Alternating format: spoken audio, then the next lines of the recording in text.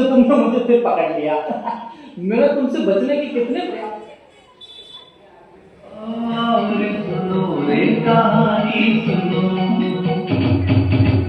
आओ और सुनो रे कहानी सुनो, कहानी सुनो रे सुहानी सुनो, कहानी सुनो रे सुहानी सुनो, आओ आओ।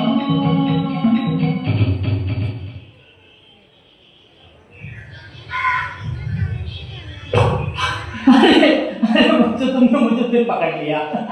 मेरा तुमसे बचने के कितने प्रयास किए, पर तुमने आखिर में मुझे पकड़ ही लिया। अब कहानी तो तुम्हें सुनानी ही पड़ेगी, पर हाँ, बचने से मुझे याद आया कि एक सेठ था, उसी की कहानी सुनाता हूं तुम्हें। वो भी ऐसे ही बचा करता था, दान करने से, धर्म के कार्य से, पुण्य करने से। तो देखते हैं कि उसके साथ में क्या हुआ।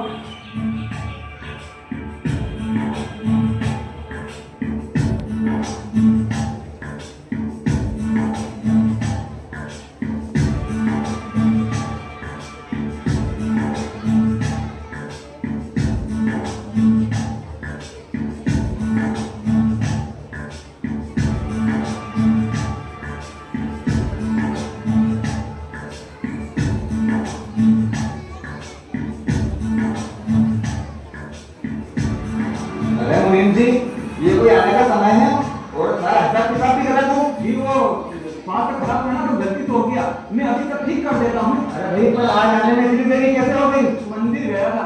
देखो, ये मंदिर भी जाने में यूं समय व्यर्थ मत किया करो, वरना जिस दिन नौकरी से निकाल दूंगा मंदिर में बैठे रहना। अरे किधर चले हो?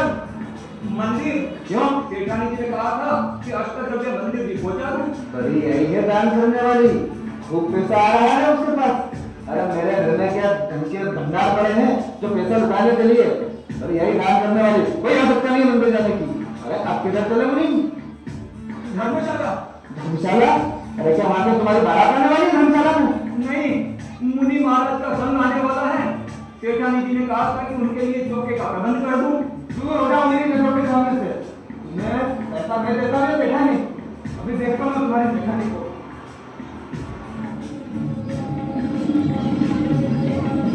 आपको तुम करते नहीं और मैं करती हूँ तो आपको बड़ा बुरा लगता है। क्या होता है दान पुण्य से? क्या होता है मुझे भी तो समझाओ। तुम समझते ही तो हो, धर्म से विमुख होकर कोई रह सकता है? अरे मुझे मत समझाओ धर्म की बातें, एक बार कह दिया तो कह दिया। मेरे पास व्यर्थ का धन नहीं है इन कामों के लिए। हे प्रभु, मुझे सद्बुद्धि दो। अरे तुम्हें दे सद्बुद्धि, मुझे क्या दे?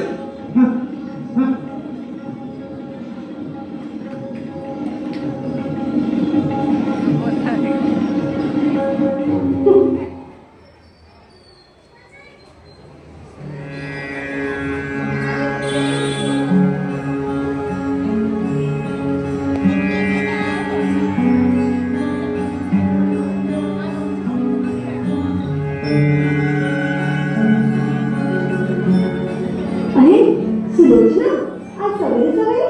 अरे चंद्रमा, नगर में मुझे समझाया था, मैं तो उनके दर्शन किए जा रही हूँ। चलो तुम भी चलो, तुम भी कर रहा है। नहीं, मेरी तो इच्छा सेठ जी के साथ जाने की है। सेठ जी के साथ? जब तक तुम्हारे दर्शन हो जाए।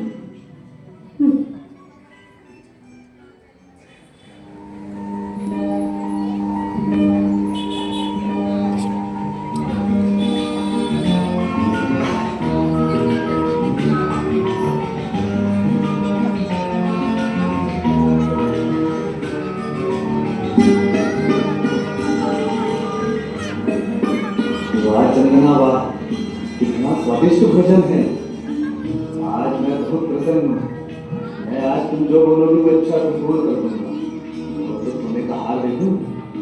नहीं फिर जो तुम करोगे वो तुम्हें आज ना कर दूंगा। बताओ। स्वामी, वचन दो। वचन दिया तो कल प्रातः आप मेरे साथ चलें। नगर में मुनिराज पधारे हैं, हम उनके दर्शन कर धर्मलाभ प्राप्त करेंगे। दीदी क्या कहते चंदना, क्यों तुम मेरा अपना समय व्यर्थ कर रही हो? स्वामी, आपने वचन दिया है। चंदना, तुम कहो तो मैं तुम्हें आभूषण, धन, संपदा दे सकता हूँ। नहीं स्वामी, ये सब भौतिक पदार्थ व्यर्थ है। हमें कल मुनीश्वर के दर्शन करने नगर में चलना है। जैसी तुम्हारी इच्छा।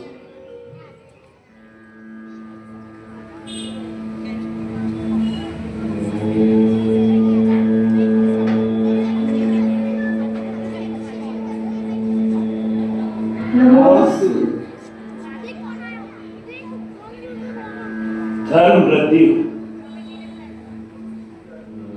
कैसे होगी वृद्धि गुरुदेव? इनकी तो धर्म में आस्था ही नहीं है।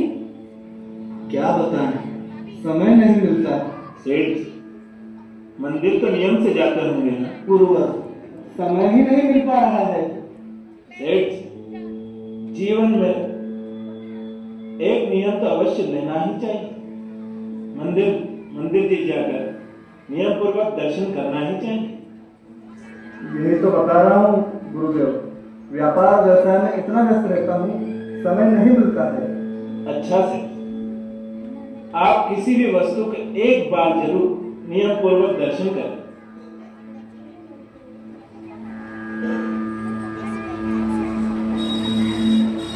हाँ गुरुदेव, मेरे निवास के सामने एक कुमार निवास करता है। मैं रोजाना उसके गधे को देखकर ही भोजन ग्रहण करूंगा।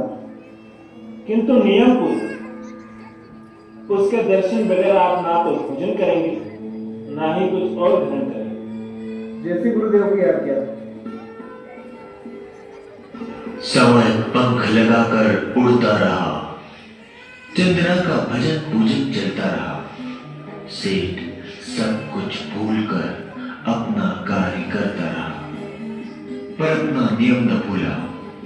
प्रतिदिन उस गधे का दर्शन करता रहा, पर एक दिन गधे को अपनी जगह न पाकर सेठ भूख प्यास से व्याकुल उसे खोजता खोजता जा पहुंचा उस खदान पर जहां कुम्हार ले गया था मिट्टी ढोने गधे को।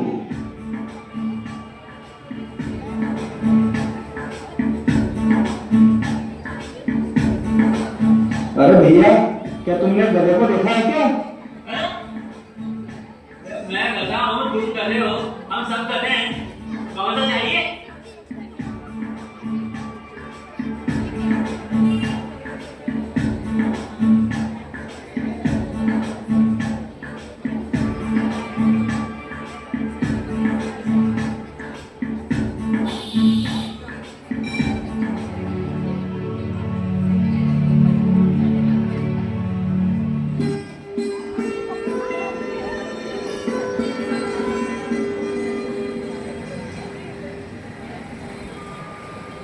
देख लिया, देख लिया, देख लिया, देख लिया, देख लिया, देख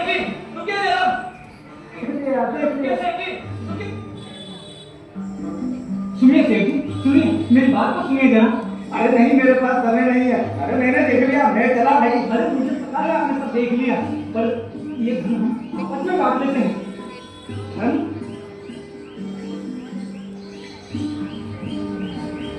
ये लीजिए सेठ जी, ये लीजिए। हे प्रभु, मुझे आज तक व्यापार में इतना धन एक साथ प्राप्त नहीं हुआ, लेकिन आज एक त्रियंश के दर्शन करने का नियम पालने पर अपार धन की प्राप्ति हुई। अगर मैं अपना सारा जीवन इस रात प्रभु के दर्शन का नियम लूँ और अपना जीवन जिन शासन की सेवा में अर्पित कर दूँ तो मेरे सारे भोग कर जाएंगे। हाँ, अब मैं और चंदना अपना शेष जीवन धर्म की सेवा में व्यतीत करेंगे। जय जिनेन्द्र। तो देखा बच्चों तुमने, एक गधे के दर्शन से उस सेठ को कितना लाभ हुआ। इसीलिए कहते हैं कि जीवन में मनुष्य के एक नियम तो होना ही चाहिए, कम से कम मंदिर जाने का नियम तो रखना ही चाहिए। अरे प्रभु दर्शन से पुण्य का लाभ मिलता है, समझे? तो चलूं मैं अब।